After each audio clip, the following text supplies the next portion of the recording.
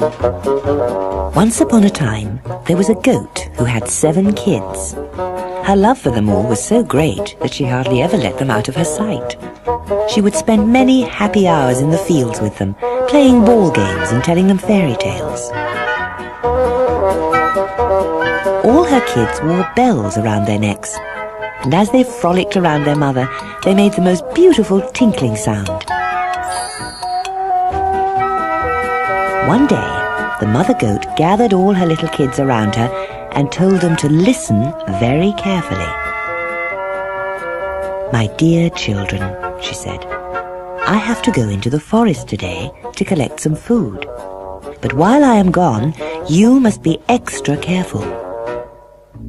There is a wicked wolf who lives in the woods nearby, and if you let him into our home, he will eat you all up." "Don't worry, Mother. We know a wolf when we see one, and we won't let him near us," said the oldest kid. "You may think you know a wolf when you see one, but there's more to this wicked fellow than meets the eye," said the mother goat.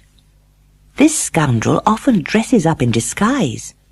So listen out for his gruff voice, and look out for his black feet." Bye-bye. No sooner had their mother gone into the woods than the little kids heard a loud knock at the door. Luckily, they remembered what their mother had told them and decided to check who it was before opening the door. "Who's there?" shouted the oldest kid. "It's your mother," came the reply. "I've brought back some food for each of you. Let me in and I'll cook you a lovely meal." The wolf was surprised when he tried the door and it wasn't open. "Are you having trouble with the latch, my little ones?" he said impatiently. But the little kids weren't fooled by the wolf's gruff voice and impatient manner. "Go away!" cried the kids. "Our mother has a lovely soft voice, but your voice is gruff. We know who you are. You're the wolf, and you can't fool us." Open this door! The wolf kept hammering on the door, but the little goats just ignored him. Open up! They knew that if they did this, he would go away eventually. I am your mother! And they were right, because within a few minutes, he got bored with waiting and sloped off. Unfortunately, the wolf didn't give up easily. "I must think of a way to fool those goats and get them to open the door before their mother comes home," he muttered to himself as he wandered into the nearest town. As he was walking along, he noticed a colourful display of tailor's chalks in the window of a tailor shop.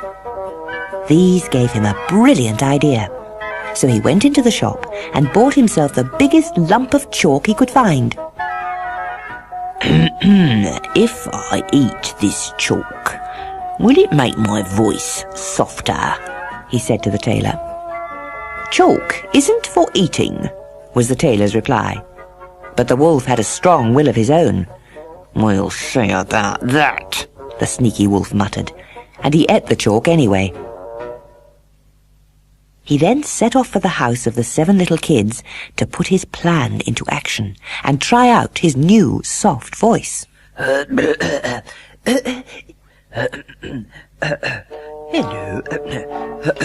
Hello." Once again, he knocked on their door. This time, he knocked gently, as he didn't want to frighten them off straight away. "Open up, my little ones," he cried. "It's your mother, and I've brought you plenty of delicious treats to eat. We can even go out for a picnic in the meadows if you like." But the careless wolf couldn't fool the little goats. He had leant his black paws against the window, and when the kids saw them, they cried out, "Our mother doesn't have black feet like that. We know who you are. You're the wicked wolf. Go away and don't come back again. You can't fool us with your wicked ways." By now, the wolf was feeling very hungry and very angry, so he stormed off into town again. "Those wretched goats are far too clever for their own good. But they won't outwit me," he muttered. As he was passing the baker's shop, he had another brilliant idea. So he went to the baker and said, "Please help me. I've cut my feet on some sharp stones in the woods. Can you rub some soft dough over them for me?" When the baker saw the wolf's sharp teeth, he was afraid to refuse, so he rolled out a special piece of dough and gently rubbed it over the wolf's feet. "There, said the baker. "That should make your poor old feet better." When the baker had finished, the wolf ran to the miller. "Sprinkle some white flour over my feet for me," demanded the wolf. But the miller thought it was such a strange request that the wolf must be up to no good, so he refused to do it. His refusal made the wolf very, very angry indeed. "If you won't do as I tell you, I'll eat you all up," said the wolf. Then the wolf growled at him and showed his sharp, pointed teeth. Suddenly, the miller was terrified.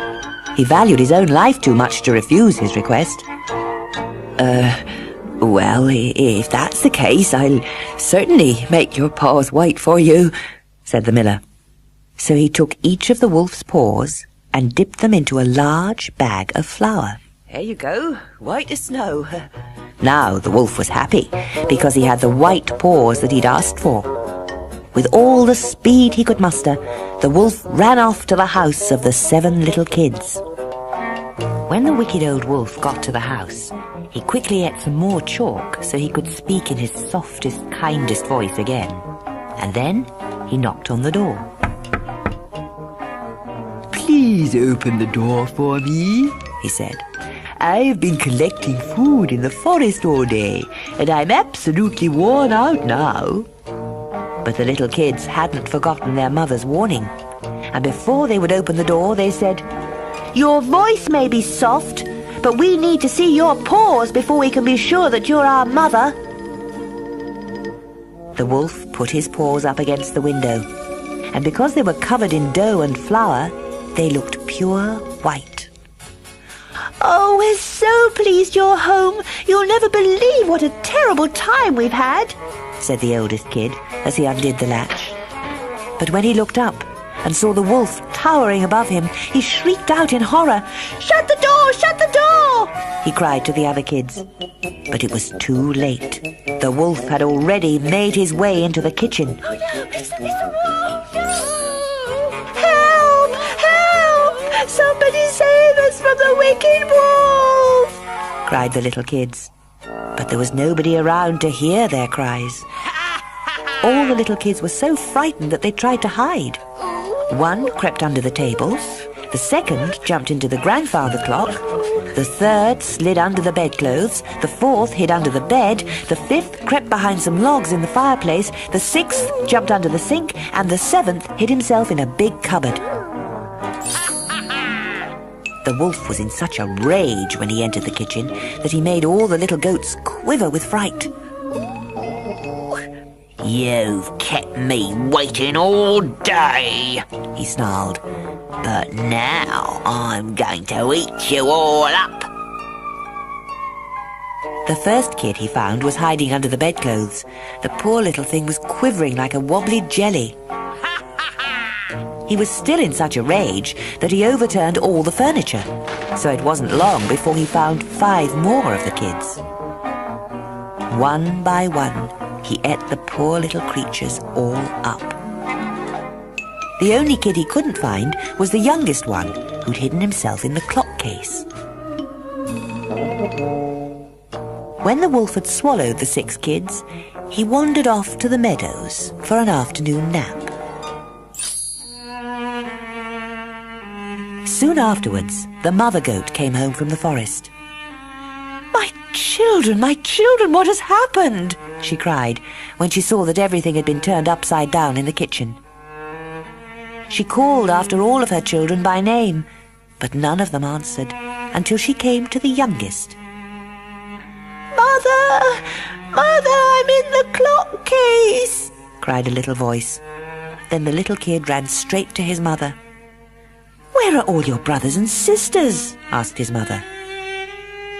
"The wicked wolf came and ate them all," said the youngest kid. On hearing these words, the mother sobbed for hours and hours. When she'd shed all the tears she could possibly shed, she went out for a walk in the sunshine with her little kid, because she thought it would make her feel better.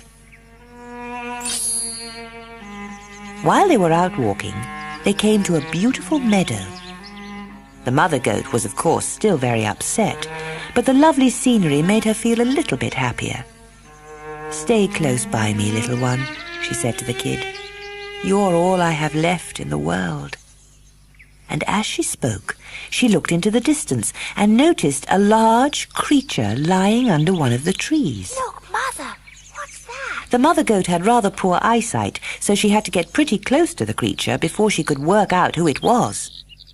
It was only when she was just a few paces away that she realized that it was the wolf, fast asleep. She carefully looked at all sides of the wicked creature, and then she took out her scissors from her sewing basket. "We'll fix that wolf." Snip, snip, snip, she went, until she'd cut the wolf open, and her 6 little kids had all leapt out. Suddenly the whole meadow was filled with the lovely tinkling sound of the little goat's bells. "I'm so happy to see you, my little ones," said the mother goat.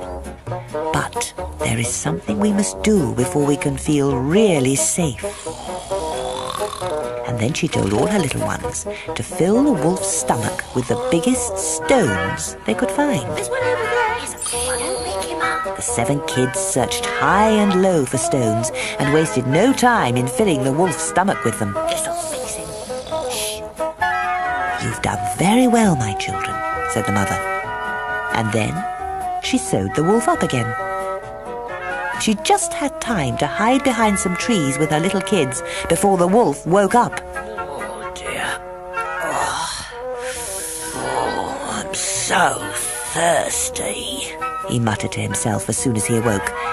And then he wandered off to the river for a drink. I'm so full. But as soon as he leant over the water to take a sip, the weight of the stones in his stomach made him topple straight over, and the wicked old wolf drowned. Hooray! Hooray! Hooray! Hooray! "Goodbye, wicked wolf!" shouted the kids as they watched from a safe distance. "You'll never harm us or anybody else again."